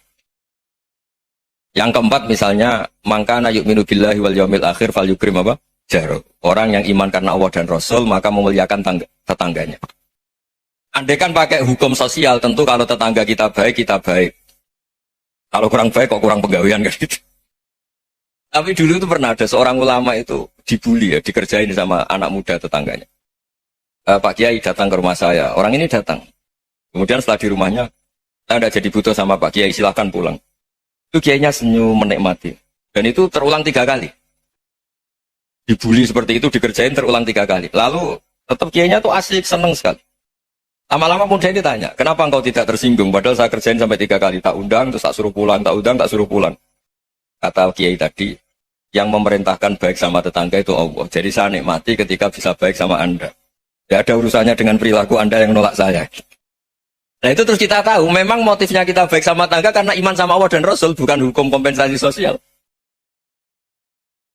Jadi kalau mau diteruskan Pak Rektor, saya ngajar di sini ya karena perintah Allah itu orang alim harus ngajar, bukan karena perintah Rektor. Kalau diteruskan. Ya saya mohon juga gitu, para dosen, para karyawan di sini, kalau nggak khianat dengan UI itu karena takut sama Allah, jangan takut sama Rektor. Kalau Anda baik juga karena Allah, jangan baik karena apa? Rektor. Bagaimanapun ya semua kita ini makhluk. Makhluk itu la yadurru wa la yanfa. Begitu juga melihat Indonesia. Melihat saya ini kan ikut di UI itu lama sekali, ikut sama Profesor Zeni, dan Profesor Zeni nulis tafsir. Mungkin Pak Hersoya tahu banyak, dulu Pak Lutfi ya tahu banyak. Tapi saya memang nggak pernah terbuka karena ya memang nggak ingin sebenarnya. Kondisi ini kondisi darurat. Sehingga saya tahu cara berpikir Profesor Zeni, ya tahu komitmen beliau pada UI. Dan Pendiri UI memang ya banyak yang dari tokoh NU, Muhammadiyah, dari tokoh-tokoh ormas yang lain memang didirikan banyak orang. Hingga UI memang nggak milik ormas apa tertentu.